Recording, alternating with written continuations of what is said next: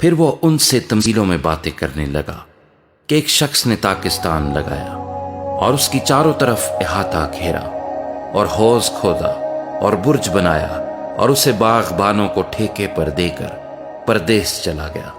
پھر پھل کے موسم میں اس نے ایک نوکر کو باغبانوں کے پاس بھیجا تاکہ باغبانوں سے تاکستان کے پھلوں کا حصہ لے لے، لیکن انہوں نے اسے پکڑ کر پیٹا اور خالی ہاتھ لٹا دیا۔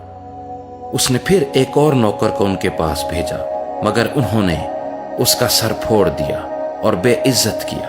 پھر اس نے ایک اور کو بھیجا اور انہوں نے اسے قتل کیا۔ پھر اور بہتیروں کو بھیجا، انہوں نے ان میں سے بعض کو پیٹا اور بعض کو قتل کیا۔ اب ایک باقی تھا جو اس کا پیارا بیٹا تھا۔ اس نے آخر اسے ان کے پاس یہ کہہ کر بھیجا کہ وہ میرے بیٹے کا تو لحاظ کریں گے، لیکن ان باغبانوں نے آپس میں کہا یہی وارث ہے، آؤ اسے قتل کر ڈالیں، میراث ہماری ہو جائے گی۔ پس انہوں نے اسے پکڑ کر قتل کیا اور تاکستان کے باہر پھینک دیا۔ اب تاکستان کا مالک کیا کرے گا؟ وہ آئے گا اور ان باغبانوں کو ہلاک کر کے تاکستان اوروں کو دے دے گا۔ کیا تم نے یہ نوشتہ بھی نہیں پڑھا کہ جس پتھر کو معماروں نے رد کیا وہی کونے کے سرے کا پتھر ہو گیا؟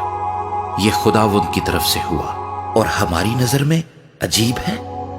اس پر وہ اسے پکڑنے کی کوشش کرنے لگے، مگر لوگوں سے ڈرے کیونکہ وہ سمجھ گئے تھے کہ اس نے یہ تمثیل انہی پر کہی۔ پس وہ اسے چھوڑ کر چلے گئے۔ پھر انہوں نے بعض فریسیوں اور ہیرودیوں کو اس کے پاس بھیجا تاکہ باتوں میں اس کو پھنسائیں، اور انہوں نے آ کر اس سے کہا، اے استاد، ہم جانتے ہیں کہ تو سچا ہے اور کسی کی پرواہ نہیں کرتا، کیونکہ تو کسی آدمی کا طرفدار نہیں بلکہ سچائی سے خدا کی راہ کی تعلیم دیتا ہے۔ پس کیسر کو جزیہ دینا روا ہے یا نہیں؟ ہم دیں یا نہ دیں؟ اس نے ان کی ریاکاری معلوم کر کے ان سے کہا، تم مجھے کیوں آزماتے ہو؟ میرے پاس 1 دینار لاؤ کہ میں دیکھوں۔ وہ لے آئے۔ اس نے ان سے کہا، یہ صورت اور نام کس کا ہے؟ انہوں نے اس سے کہا، کیسر کا۔ یسوع نے ان سے کہا، جو کیسر کا ہے کیسر کو، اور جو خدا کا ہے خدا کو ادا کرو۔ وہ اس پر بڑا تعجب کرنے لگے۔ پھر صدوقیوں نے جو کہتے تھے کہ قیامت نہیں ہوگی، اس کے پاس آ کر اس سے یہ سوال کیا کہ اے استاد، ہمارے لیے موسیٰ نے لکھا ہے کہ اگر کسی کا بھائی بے اولاد مر جائے اور اس کی بیوی رہ جائے تو اس کا بھائی اس کی بیوی کو لے لے تاکہ اپنے بھائی کے لیے نسل پیدا کرے۔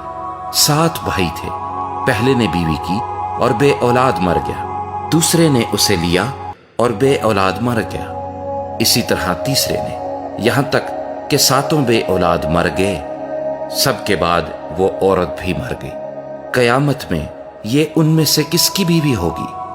کیونکہ وہ 7 کی بیوی بنی تھی۔ یسوع نے ان سے کہا، کیا تم اس سبب سے گمراہ نہیں ہو کہ نہ کتاب مقدس کو جانتے ہو نہ خدا کی قدرت کو؟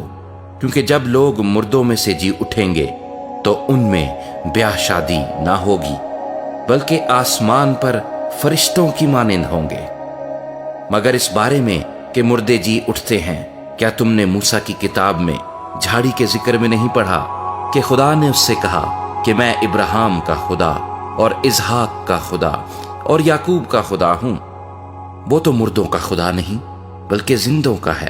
پس تم بڑے گمراہ ہو۔ اور فقیہوں میں سے ایک نے ان کو بحث کرتے سن کر جان لیا کہ اس نے ان کو خوب جواب دیا ہے۔ وہ پاس آیا اور اس سے پوچھا کہ سب حکموں میں اول کون سا ہے؟ یسوع نے جواب دیا کہ اول یہ ہے، اے اسرائیل سن، خداوند ہمارا خدا ایک ہی خداوند ہے، اور تو خداوند اپنے خدا سے اپنے سارے دل اور اپنی ساری جان اور اپنی ساری عقل اور اپنی ساری طاقت سے محبت رکھ۔ دوسرا یہ ہے کہ تو اپنے پڑوسی سے اپنے برابر محبت رکھ۔ ان سے بڑا اور کوئی حکم نہیں۔ فقیر نے اس سے کہا، اے استاد، بہت خوب، تو نے سچ کہا کہ وہ ایک ہی ہے اور اس کے سوا اور کوئی نہیں، اور اس سے سارے دل اور ساری عقل اور ساری طاقت سے محبت رکھنا، اور اپنے پڑوسی سے اپنے برابر محبت رکھنا सब सोख्तरी कुर्बानियों और ज़बीहों से बढ़कर है। जब यीशु ने देखा कि उसने दानाई से जवाब दिया तो उससे कहा, तू खुदा की बादशाही से दूर रही। और फिर किसी ने उससे सवाल करने की जुर्रत न की।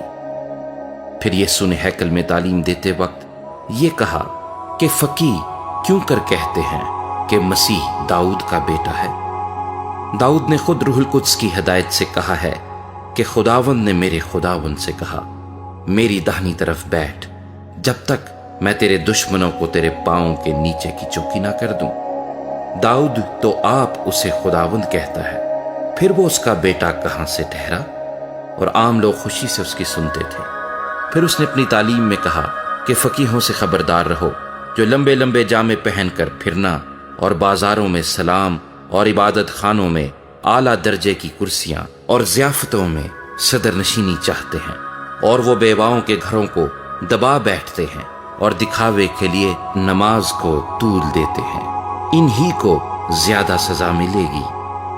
फिर वो हैकल के खजाने के सामने बैठा देख रहा था कि लोग हैकल के खजाने में पैसे किस तरह डालते हैं, और बहुतेरे दौलतमंद बहुत कुछ डाल रहे थे। इतने में एक कंगाल बेवा ने आकर 2 दमड़ियां यानी एक ढेला डाला।